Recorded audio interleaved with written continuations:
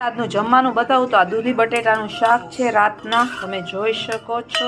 ત્યારબાદ આ થેપલા છે બનાવ્યા છે, પછી આ પાસ્તા વિથ રાઈસ છે કુકરમાં। ફ્રેન્ડ્સ મેં આની એકવાર રેસીપી શેર કરી છે, મેગી મસાલાવાળા છે।